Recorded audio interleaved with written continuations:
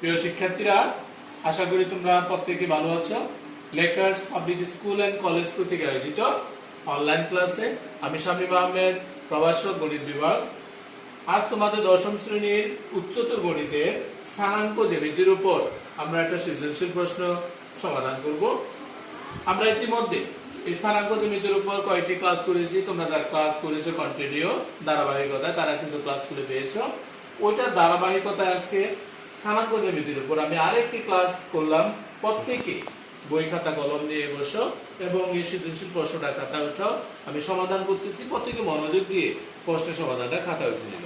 প্রিয় শিক্ষার্থীরা, একটি ত্রিভুজের শীর্ষত্রয় এ বিন্দুর স্থানাঙ্ক 8,3, বি বিন্দুর স্থানাঙ্ক 3,8, সি বিন্দুর স্থানাঙ্ক -2,3, এসি ও এবি বাহুদ্বয়ের মধ্যবিন্দু, মানে এসি এবং এবি বাহুদ্বয়ের মধ্যবিন্দু বলা হচ্ছে এস ও টি।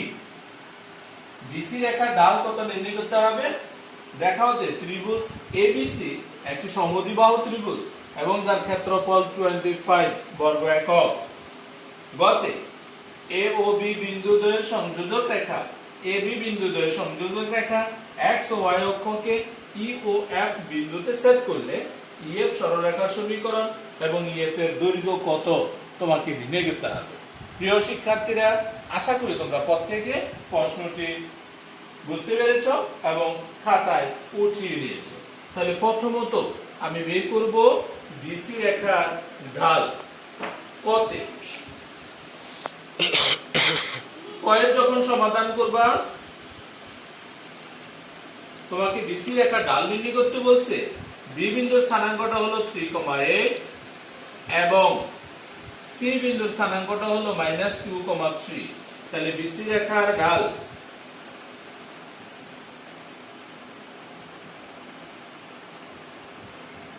জানো তুমি কুটিদ্বয়ের অন্তর 3 -8 ডিভাইডেড বাই ভুজদ্বয়ের অন্তর -2 -3 সমান -5 ডিভাইডেড বাই -5। -5 কে -5 দ্বারা ভাগ করলে 1 পাচ্ছি। প্রিয় শিক্ষার্থীরা, কতে নির্ণয় করতে বলছে বিসি রেখার ঢাল, তাহলে আমি বের করতে পারলাম বিসি রেখার ঢাল হচ্ছে 1। খ এর সমাধান।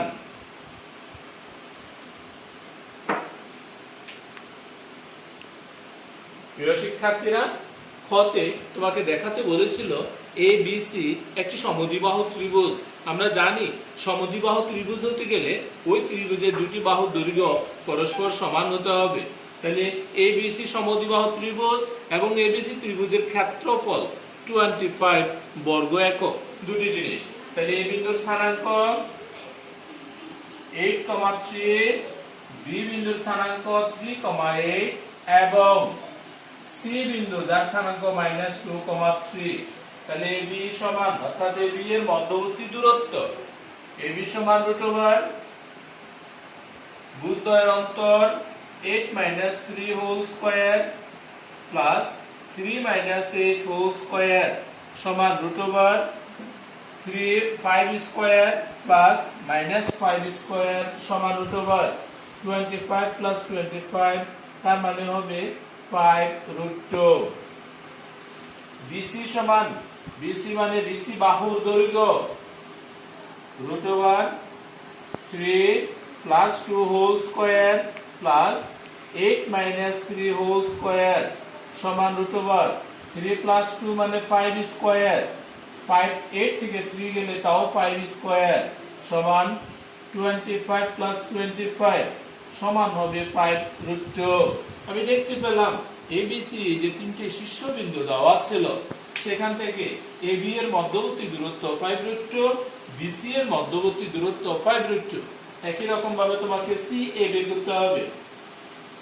সি এ সমান, সি বিন্দুর স্থানাঙ্ক -2 - 8 whole square plus 3 - 3 whole square সমান -10 স্কয়ার, বাকিটা হচ্ছে 0 সমান 100, √100 মানে 10।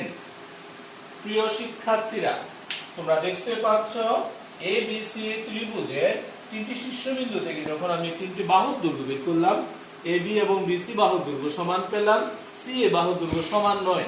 তার মানে যেহেতু দুটি বাহুর দৈর্ঘ্য সমান, এটা একটি সমদ্বিবাহু ত্রিভুজ আমরা বলতে পারি। প্রিয় শিক্ষার্থীরা, আমি এখানে লিখছি যেহেতু AB সমান BC is not equal CA, AB এবং BC সমান is not equal CA, সুতরাং ত্রিভুজ ABC একটি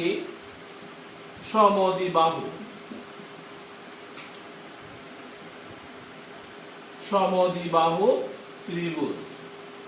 আশা করি তোমরা সমদ্বিবাহু ত্রিভুজ আমরা কিভাবে বের করলাম বাহুর দৈর্ঘ্যের মাধ্যমে তোমরা প্রত্যেকে বুঝতে সমর্থ হয়েছে। এই অঙ্কের দ্বিতীয় অংশ তোমাকে এই ত্রিভুজের ক্ষেত্রফল 25 বর্গ একক তা তোমাকে প্রমাণ করতে হবে। তাহলে আমি অঙ্কের দ্বিতীয় অংশ প্রমাণ করছি। যেহেতু একটা ত্রিভুজের তিনটি শীর্ষবিন্দু স্থানাঙ্ক দেওয়া আছে, এই তিনটি শীর্ষবিন্দু যদি ঘড়ির কাঁটার বিপরীত দিকে আবর্তিত হয়, তাহলে আমরা ত্রিভুজের ক্ষেত্রফলটা কিভাবে বের করতে পারি? ত্রিভুজ ABC এর ক্ষেত্রফল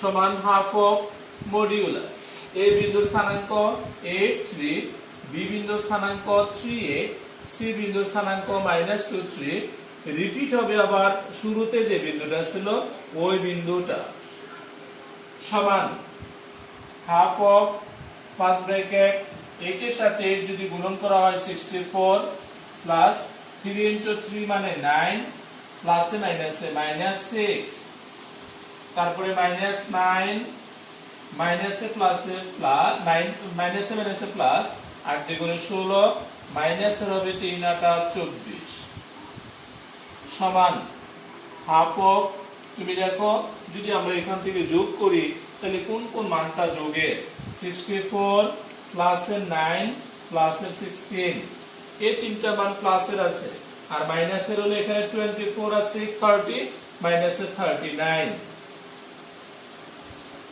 সমান হাফ অফ, আমি যদি এখানে যোগ করি তাহলে কি পাই 6 4 10 10 9 19 এর 9 হাতে 1 2 2 আর 6 8 মাইনাসের 39 89 থেকে যদি 39 মাইনাস করো তাহলে দেখো তুমি কি পাচ্ছ,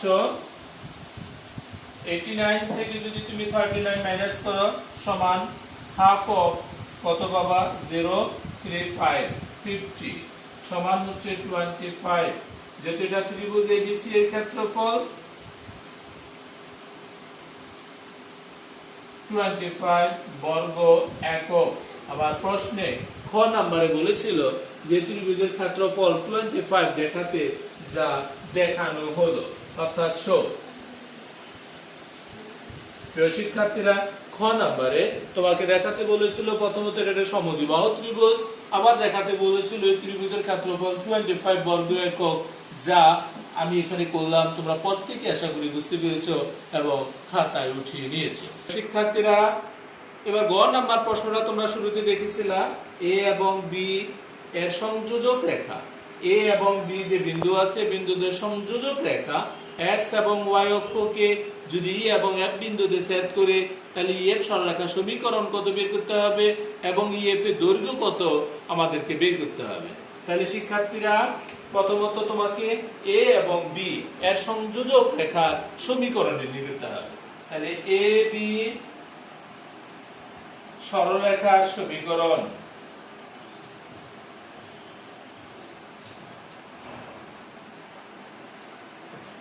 AB সরলরেখার সমীকরণ তুমি সূত্র জানো এরকম y - y1 divided by y1 - y2 সমান x - x1 divided by x1 - x2, বা y - y1 বলতে 3 - y2 বলতে 8 সমান x - x1 মানে 8, তাহলে 8 - x2 মানে 3।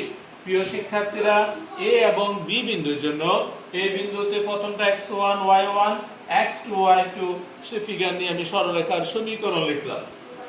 তার মানে y - 3 ডিভাইডেড বাই -5 সমান x - 8 ডিভাইডেড বাই 5, যদি 5 দ্বারা তুমি গুণন করো তাহলে থাকবে যা y minus 3 divided by minus 1 সমান x minus 8 divided by 1। এখান থেকে যদি আমি কাজ করি তাহলে আমি কি পেতে পারি? y minus 3 সমান আর গুণন করলে মাইনাস এর x প্লাস এর হবে 8 বা মাইনাস এর x কে বাম পাশে আনলে প্লাস এর x প্লাস y মাইনাস এর 3 মাইনাস এর 8 সমান 0 বা x প্লাস y মাইনাস এর 11 সমান 0। অতএব x প্লাস y মাইনাস 11 সমান 0। প্রিয় শিক্ষার্থীরা, আমার প্রশ্ন ছিল AB এর সংযোজক রেখা x অক্ষকে E বিন্দুতে এবং y অক্ষকে B বিন্দুতে সেট করলে বা F বিন্দুতে সেট করলে EF এর সরলরেখার সমীকরণ কত এবং দৈর্ঘ্য কত তা বের করতে হবে।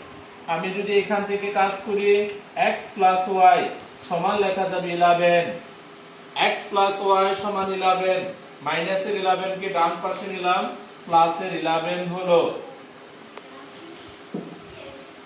বা 11 দ্বারা ভাগ করবা x by 11 plus y by 11 সমান 1। উভয় পক্ষকে 11 দ্বারা ভাগ করে, সুতরাং বা যা x অক্ষকে E of 11, 0 এবং y অক্ষকে f of 0, 11 বিন্দুতে সেট করে। আশা করি তোমরা এই কথাটা বুঝতে পেরেছো যে এই x অক্ষকে রেখাটা 11, 0 আর y অক্ষকে 0, 11 একটা E আর একটা F বিন্দুতে সেট করে থাকে। এখন তোমাকে বের করতে হবে E এর সরলরেখার সমীকরণ। তাহলে E এর সরলরেখার যদি আমরা সমীকরণ বের করি, EF সরলরেখার সমীকরণ, E এর সরলরেখার সমীকরণ y minus y1 হচ্ছে y1, y1 minus y2 সমান x minus x1, x1 minus x2 বা y divided by minus 11 সমান x minus 11 divided by 11 বা y divided by minus 1, x minus 11 divided by 1। যদি আর গুণন করা হয় y সমান minus x plus 11, তার মানে হচ্ছে x plus y সমান 11, যা EF সরলরেখার সমীকরণ। এখন আমাকে বের করতে হবে EF এর দৈর্ঘ্য। তাহলে EF সমান √, E বিন্দুর স্থানাঙ্ক 11 minus 0 whole square যোগ F বিন্দুর স্থানাঙ্ক 0 minus 11 square সমান 11 স্কয়ার প্লাস এটা হবে মাইনাস 11 স্কয়ার সমান 121 যোগ 121, তার মানে 11√2 একক। প্রিয় শিক্ষার্থীরা, আশা করি আজকে আমরা যে টপিকটা করলাম এটা স্থানাঙ্ক জ্যামিতির উপর, তোমরা প্রত্যেকে অঙ্কটা বুঝেছো, অঙ্কটা খাতায় উঠিয়ে নিয়েছো। একই রকম ভাবে তোমরা যারা পরীক্ষার্থী তোমাদেরকে স্মরণ করতে হবে, করোনাকালীন সময় আমরা তোমাদের জন্য ক্লাসগুলো প্রতিনিয়ত দিচ্ছি।